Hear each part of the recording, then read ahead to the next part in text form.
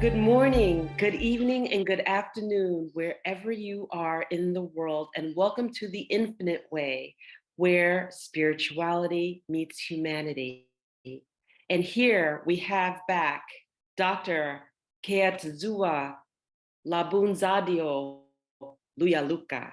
And we are so excited to have him back, expertise on the BUKØNGO. But let me formally introduce him to you. Dr. Luyaluka has a PhD honorable degree in theology from Trinity Graduate School of Apologetics and Theology, Kerala, India. He is a native and citizen of the Democratic Republic of Congo. Dr. Luyaluka is the founder of Nzel Aloha, an Afrocentric academy aiming at solar renaissance as the recourse, even return of Afrikaans to the epistemology and scientific religion that marked the success of ancient Egypt and the African pre-colonial civilizations, namely the Congo Kingdom. Nzel Aloha comprises of academic branch named Institut des Sciences Anamiques and an initiatory branch of Nzel Aloha. With the Institut des Sciences Anamiques, Dr. Luyaluka has published 15 books available at Amazon.com and 32 scientific papers downloadable at academia.edu. He is currently one of the leading scholars in the field of BUKØNGO, the Kongo religion. Welcome, Dr. Luyaluka. Thank you, Inalia. So this is part two, and we could not let you go without going into pre-colonistic BUKØNGO and talking about the BUKØNGO people before the Portuguese arrived.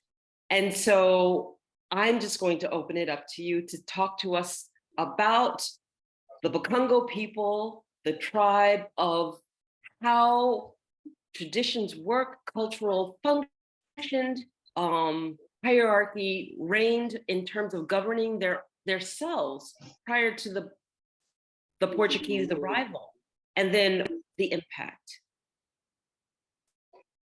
Before the arrival of the Portuguese, the Congo Kingdom was an empire that was constituted by many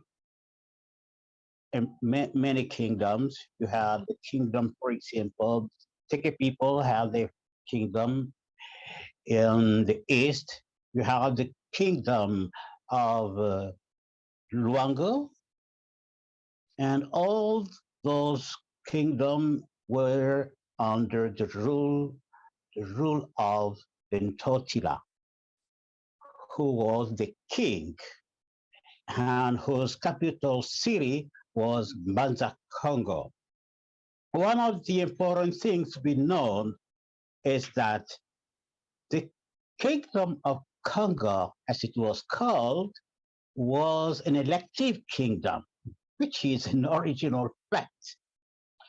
It was an elective kingdom. The king was elected. According to some witnesses, to some people, the great elector will choose candidates, and then the Greek priest will choose among those. Now, the king belonged always to the clan circle. That was a Trinitarian organization. The Kongo people are said to descend from three ancestors who are the children of their ancestor, Zingaku. Those three ancestors are Ntaku, Mpanzu, and Nzinga. And the task of governing the country was divided between those three. Ntaku is said to be the thread through which Nzambi Ampungu comes down. So it means that Ntaku was the depository of revelation. He was the high priest, belonged always to the clan Ntaku. Mpanzu was believed to possess the inventive, the creativity power, the power of creation in the country. Now, we know that the creator was called Mbumbalowa. So Nsaku was the representative of Mbumbalowa, the creator. And the last children was a daughter, and that daughter was Zinga. So Tunzinga was the government. So these correspond exactly to the theological trinity, solar trinity, which includes the unity of the Most High, of the Creator, and the Logos. So it translates here as the unity of Nzambiampungu Tulendo, Mumbalowa, and Pinanza. And on the political level, it becomes the unity of Ntaku, Panzu, Zinga. Now, the Zinga was a daughter, and the Congo people are matrilinear, so that Zinga is the true Congo, and that's why the government, the king was always from the clan Zinga. That was how the Congo Kingdom was organized. So about this organization, it is said, Makukwa matatu malamba Kongo, mamole mbodi mambo. It means that Trinity is essential to the organization of the Kingdom of Congo. In each village, you have three main bellies.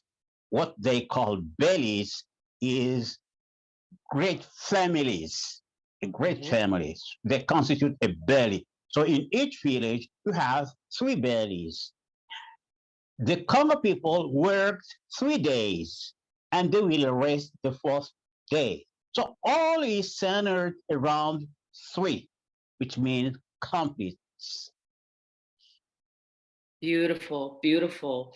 Now we understand, based on the Zinga Conga, that Reina Zinga eventually ruled and reigned, at least here in Angola, and had a pivotal piece in when the Portuguese arrived through rising to govern. Can you talk to us a little bit about Reina? At that moment, the kingdom of Angola was, and the kingdom of Angola, the kingdom of Matamba, that the Ambundu people all belonged to the kingdom of Congo. That's why I said it was an empire. Right. So that empire was fragmented by the Western people. They broke it into parts. For example, if you take the Teke people who are at the eastern part of the country, there is a saying among them. They say, Muko Ngunu, Mute Ngunu, which means that the Congo people comes from an ancestor we call Ngunu. And we, the Teke people, we come from the same ancestor that we call Ngunu. So they proclaim that they are the brothers of the Congo people, that they are one and same family. So the kingdom of Congo was a great kingdom that included the Angola, the kingdom of Angola, the Ambundu people. The Ambundu people were even the original population that the Congo people met when they arrived, and it included the Teke. So it was an empire. Okay. Okay. So then take us a little bit further into this. So we understand pre-colonization. Take us into the arrival of the Portuguese and the impact and the penetration that that took place there. The Portuguese arrived at the mouth of the Congo in 1482. Jegukao was said to be seeking the empire of priest John. We don't know where that empire is situated, but he arrived at the mouth of the Congo River, and he realized that it was a powerful river. So he engaged and found the Congo people. And from that time on, they began to ties were developed between the Portuguese and the Congo people. There were even exchanges of ambassadors. For example, the Congo people will send ambassadors to Portugal, to Spain, to Vatican, even to Brazil. So the kingdom was kind of recognized by all those superpower. But in reality, they had also their agenda, one of which was to separate the kingdom, and also to spoil its wealth, because they were interested in trade, but also in exploiting the black people. Yes. So eventually they created commercial station along the coast, and then came the secession of the Angola, which became fell under their rule, and later on came the Kongo people didn't submit to all of that peacefully. Sometimes people may believe, no, the black people always resisted. Mm-hmm. And the last resistance we know was the Battle of the Mbuila.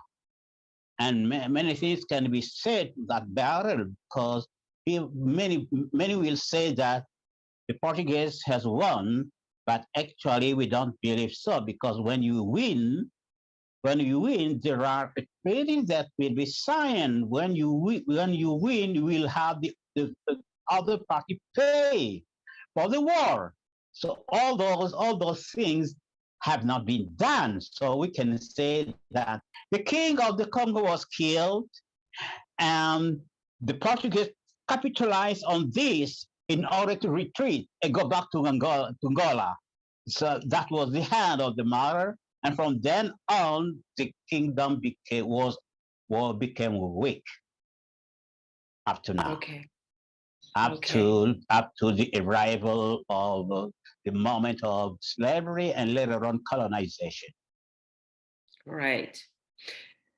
Working throughout colonization, I happened to be here on a couple of years in a row when Angola celebrated their Independence Day.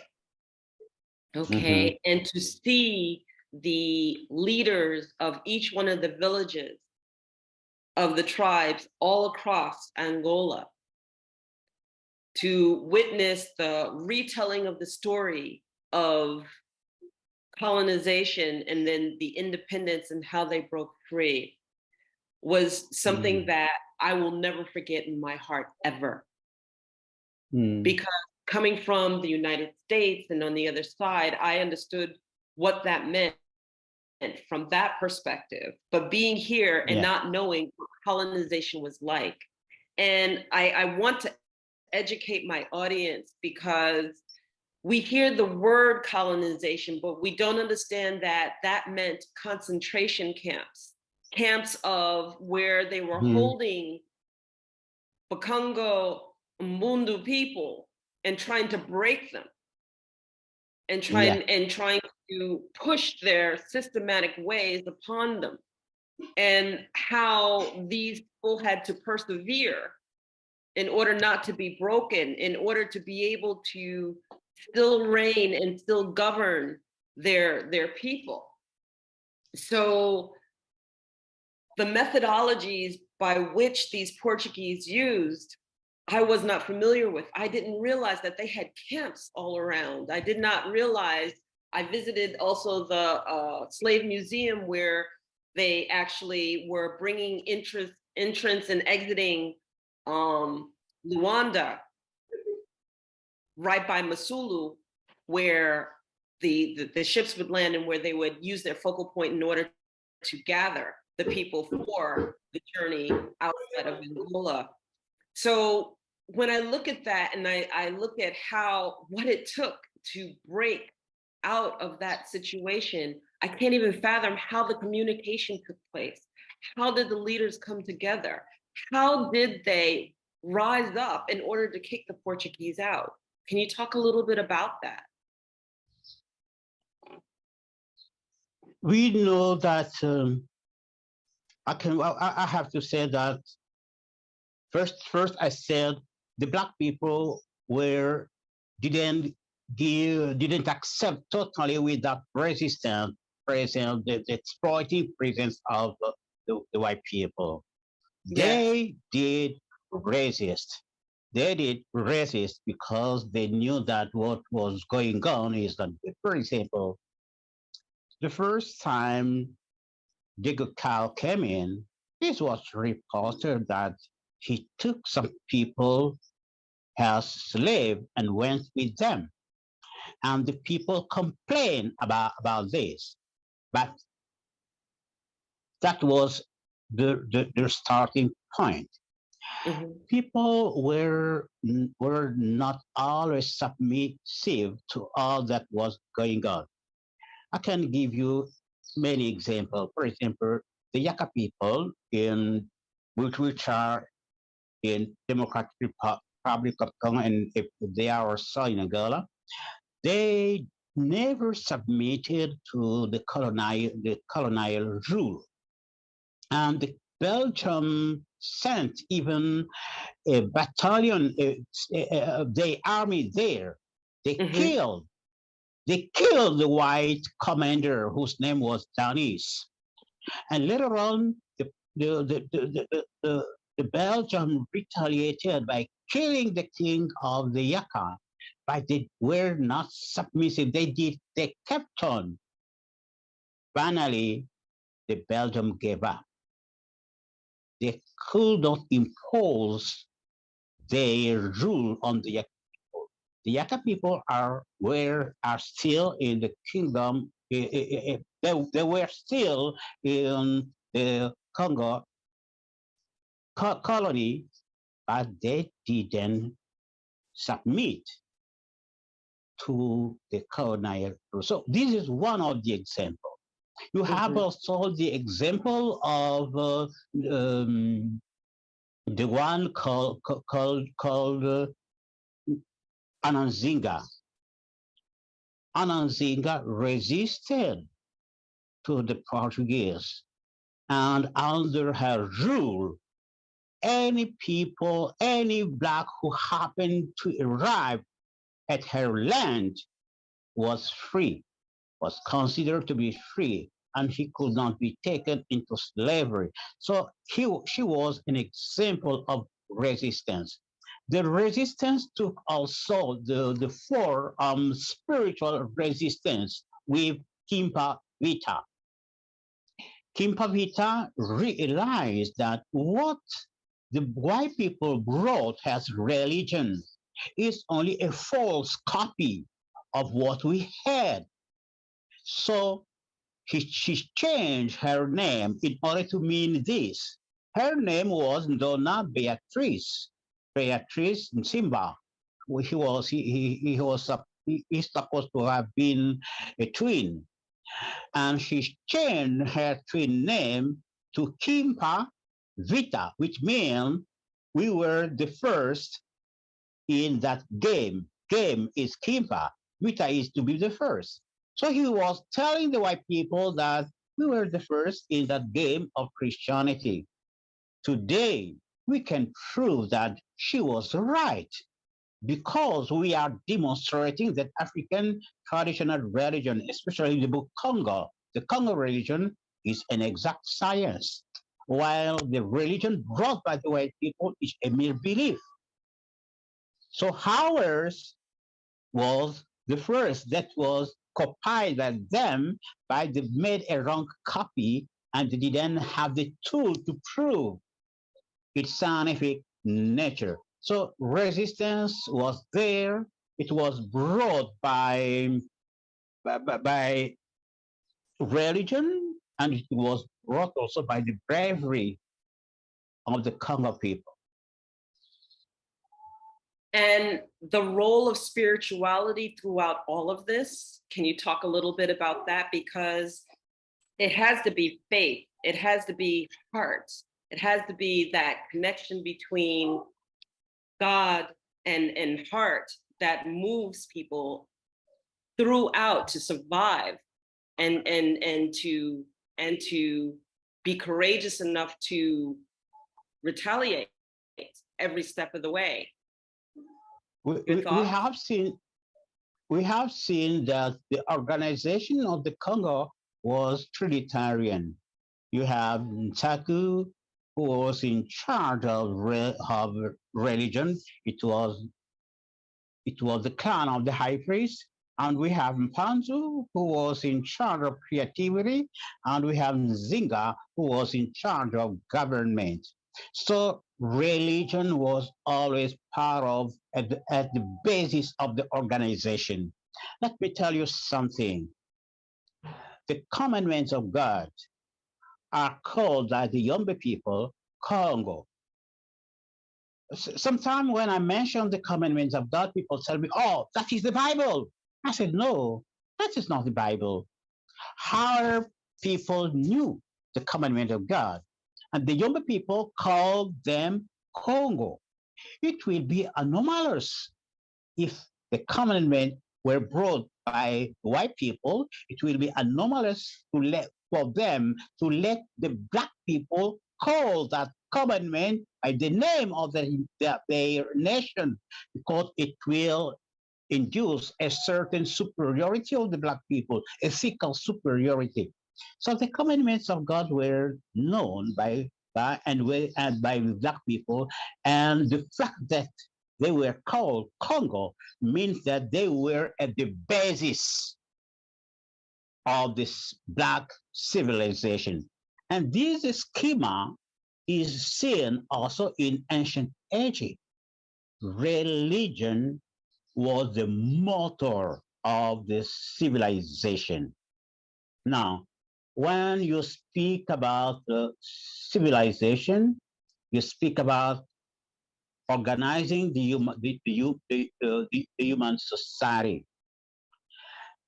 And Right. among the black people, you had three kind of initiatory schools. The school of divine initiation, which was the school of the formation of the prophets. And in the kingdom of Congo, that school was called Kimpasi. You have the martial school, the school of the formation of the military, the soldiers. And in the kingdom of Congo, it was the Kinkiba, which was situated in the western part of the kingdom. And then you have the civil initiation, which was a kind of Congo University, traditional university, where you had a school of law, school of trade, school of politics, and so on and so on. Now, the fact is, all the school of civil mysteries and all the schools of martial mystery were based on the divine mystery. So it means that at the basis of the organization of the country was religion. Religion was the leading impetus. In a family, people will strive to have an initiate. When I speak about initiate, I speak about initiate all those higher schools. We are Yes. not speaking about the rite of passage, of healing, those little initiation. No, we are speaking of the elite of the country. And Right. those elites of the country was anchored in religion, whether they be military elite or civil elite, they were anchored in religion. So religion was basic. That is why people say, oh, the black people are so focused in religion that they forget everything else. No, that is how we organize ourselves since the time of our ancestors. And we cannot organize otherwise because in our epistemology, we understand that reality is spiritual. So in order to master nature, you must attune yourself with the spirit. And that shows the importance of religion for us. So to summarize with your question, I will say that yes, religion was and is at the basis of the mindsets of the black people. And that religion was the power that led them to organize themselves, that led them also to understand that they have to resist any foreign rule that was meant to bring them down.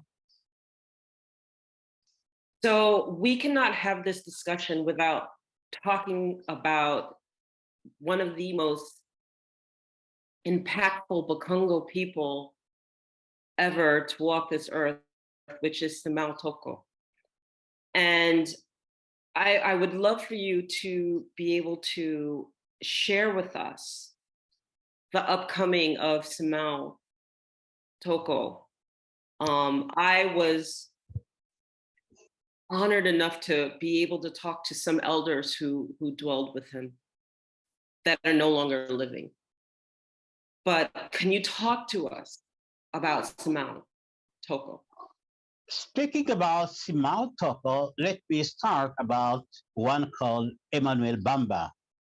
Okay. The mother of Emmanuel Bamba had something awkward happening to her.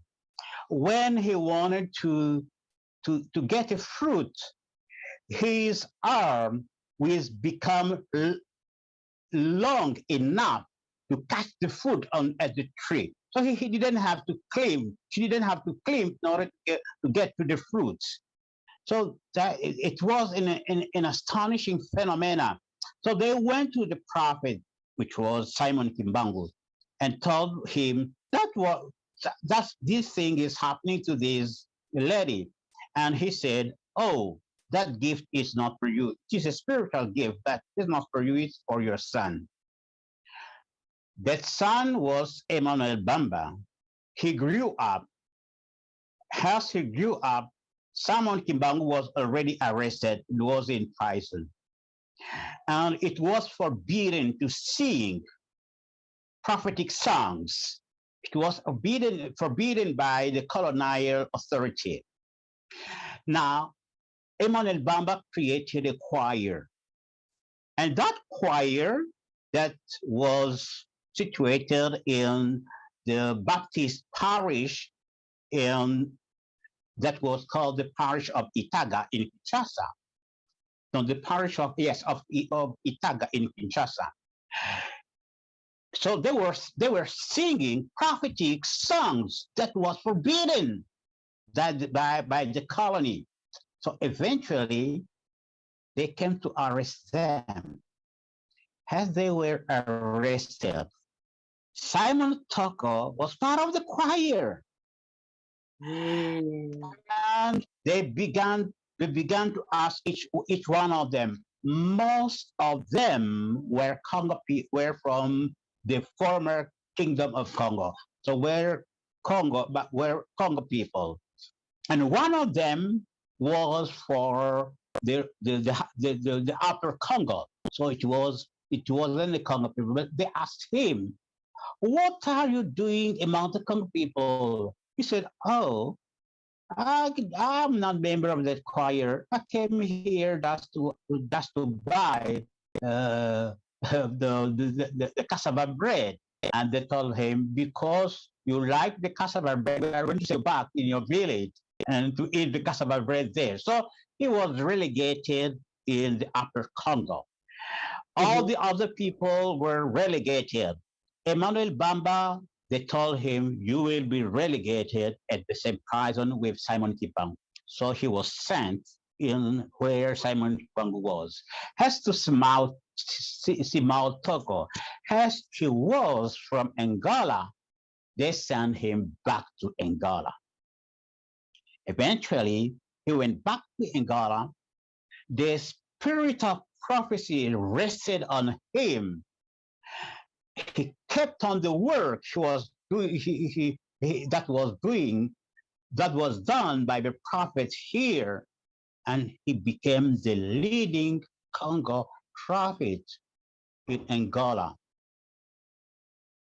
We cannot speak of the Congo prophet today without mentioning Simon Simao Toko as one of the greats of them.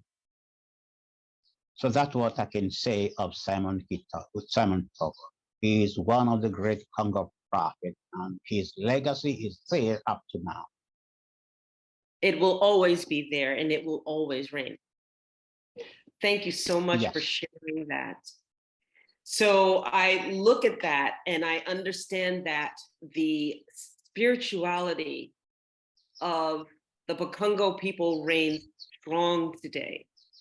And how do you, as that professor, as that keeper of the history, that keeper of the word, how do we make sure that your information gets out there, make sure that those who are interested always know that they can come and fill their cup of their own traditions, because we lose our traditions. I look at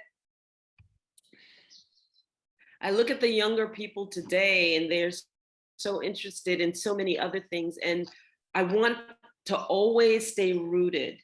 What do you suggest for those who want to seek their traditions, and for those who want to keep their traditions? What should they be doing? What should we be reading? What should we be nested in? We should first get in touch with our elders. That is the first thing. They should get in touch with the elders. Those people know many things, and you need to approach them in order to get knowledge from them. Second thing, you must know your language, especially for those from the continent. They don't have an excuse. They must know and master the language. Why? Because most of the teaching of our culture are embedded in our language. If you know your language, you can discover many of the doctrines of your religion which are in your language. The second thing, the third thing is that you must read. Many scholars have written about our religion, especially Congo scholars, for example, Fukiao. I cannot imagine a Congo people seeking to understand his religion without having read Fukiao. You must read this scholar because he was the one who got in touch with the last initiates of the Lemba school. There are also other books that were written by the white people. They are also interesting, but when reading them, you must keep in mind that the Black people were reluctant to share the knowledge with the white people, and they will sometimes distort some facts. For example, when you read Fukiao, you will see that the initiates of Lemba stress the purity as being a key factor for them. But when you read one called Johnson, you will see that he was a white people, and the Congo people told him, they were just learning about dances and bad things, even adultery there. So when you read the white people, keep in mind that the white black people were not always willing to share the truth with them. So you have to read carefully between the line in order to understand the fact. But the young people have to read. There are also now many scholars who share their ideas in the internet, and all that are resources for them. So they must strive to understand our culture, to keep our culture. Let me add one thing. There is a tendency nowadays for Black people to say, oh, the Bible contains nothing good. That is kind of stupidity, because the spiritual principles found in the Bible were stolen from the Black people. So that when you read the Bible, when you read the spiritual principles of the Bible, you are reading the principle of your own religion. Usually, I used to say to Black people, if you want to understand your religion, read the Bible from the Afrocentric point of view. The history which is there, the culture which is there is not the interesting thing. But the spiritual principles that are there are ours. That's why the prophet Simon Kimbango said, read the Bible, keep the principles that are therein, because they were stolen from our ancestors. So I'm going to repeat some of these things that you said because I really want our audience to grasp it. And the first thing that you relented to is to engage your elders.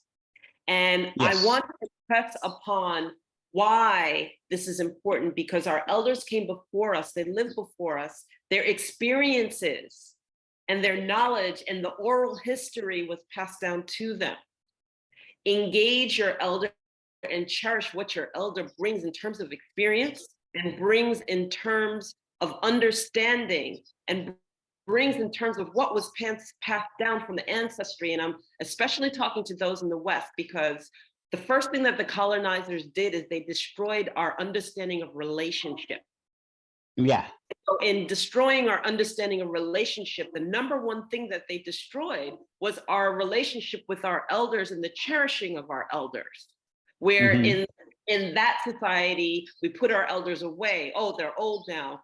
Let's put them in an old age home. We can't be bothered with taking care of them. Oh, what do they know? They don't understand what's here and now. And that was purposely done to destroy the relationship between the eldership and the understanding and the passing down of knowledge and history, because that which was in Africa was always passed down orally. It was not passed down written one.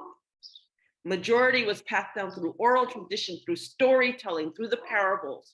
And it is important for our people to understand that these came from the elders.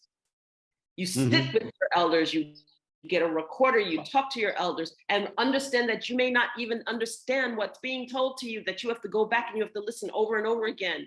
Because when you talk in parable, when you talk in analogy, the fish of a fish is a fish, and to understand that which you are, you come from. You are what you come from. It's important. So I can't impress upon this enough. That was the first thing you said. The second thing that you said is language. Yes. That was the first thing that slaves were not allowed to speak, was their own language, because the spirituality, the understanding, the history, everything was in our language. Yes. And the number one thing the second thing that they destroyed was not allowing us to speak our language. They did it with us, they did it with Native Americans, they did it with any culture that was oppressed. Stop the language because you stop the knowledge. And you stop the knowledge, you stop the understanding, you stop the understanding, you stop the flow of what drives us to be who we are. To understand that we are something bigger than what we came here to be. This was their way of making us feel small.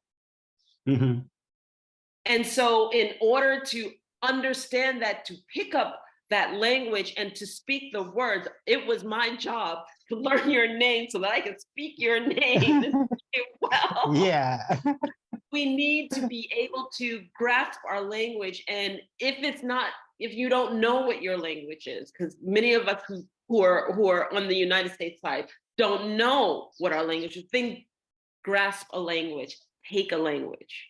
It is so beautiful to be here in Africa and know that my brothers and my sisters speak multiple languages. Multiple languages. I speak Kikongo, I speak Undu, I speak. And so that is number one thing that was taken from us was our language. You know, and so I just wanted to take the couple of those points that you said and to really emphasize how important of what you are saying. And then the third is to see, you said, make sure that if you're going to learn history, you know, understand that if you're reading a book from an academia from a white person, that you're basically understand that it's through their purview, it's through their eyes. So I would suggest that you learn from a scholar like yourself so you can see through the eyes of our own people, because that lens is different. It is always different when you see videography, when you see written work through the eyes of the person who's telling the story, because then you're getting their bias and their perspective. And when that's taken out of context, because they were not belonging and they're not a part of it, of course it's misconstrued. Of course it's taken the wrong way, because they were not a part of that culture. They were not observing those traditions. They were not living those traditions. And I can say that as a first part expert, because I'm here in Africa, I'm living certain traditions. Now I understand the embeddedness of the groundedness and the rootedness of my ancestors, because I'm living those traditions. Yeah. And it is not the same. No. So those of you who want to take that pilgrimage, those of you who want to encounter Africa, those of you who want to be here, put your feet on the root of the motherland, you need to be here. You need to come, you need to submerge, need to stop coming with the entitlement and come here with the open heart. Learn and listen and ask the right questions. Yes. So I can't, Dr. Luyaluka, I can't thank you enough. I can't thank you enough, because these are the lessons that we need to embrace. And so when I asked you how we learn also, I want you to share your information, because you have written the works. You have a school. You have a school of academia where we can sit down and we can embed and we can learn and we can embrace the traditions that we so long for. Because let me tell you something, though some of us in the United States, there's a longing in our hearts. There's a wanting in our heart of wanting our traditions, knowing our traditions, but not knowing where to begin and not knowing where to go. So talk to us just how we could know more about your school. Will you repeat the question? We were cut. So can you tell us just how someone can get in contact with you and know about your school and how you teach? Yes, in order to get in touch with me, they can get in touch. The first thing they have to know that they can find me in Facebook. They have to Google just my name, Luyaluka. I'm the only Luyaluka on Facebook, so they just Google my name. I have also a channel on YouTube, which is Nzilaloa first. So Nzilaloa 1. So they can find me out there, and they can email me at Kiatezua at hotmail.com. Kiatezua is Kiatezua at hotmail.com. So those means they can get in touch with me, and they are welcome for any inquiry they might have. I'm ready to answer their questions. So one of the questions I asked you after our interview was, what is the origin of the word Africa? What is the original name of Africa and its meaning? Would you share with our audience this? The name Africa came from the Greek. Various people who saw the word had the way of calling us. Some people will speak about Al-Kebulum, but which is said to come from the Arabs. According to the elder I asked, they will tell me that our people used to call this land Katiopa. Katiopa. When you talk with the Kongo, the Songi people, they are from DRC, they will tell you that they came from Katiopa. And Katiopa was also understood as being Ethiopia. And all of Southern Africa was known as Ethiopia. So there are a lot of saying about the true name of Africa. What we have as names came from the foreigners, from Greek, from Arabs, and so on. But maybe our people used to call this land Katiopa. Maybe research must be done on that subject. Thank you so much. So again, I want to thank you. And any last wisdom or any last words that you would want to share with our audience before we go? My last word is that Black people all over the world must know that we are based on religion. Since the time of ancient Egypt, religion was at the basis of our civilization. And that religion was an exact science.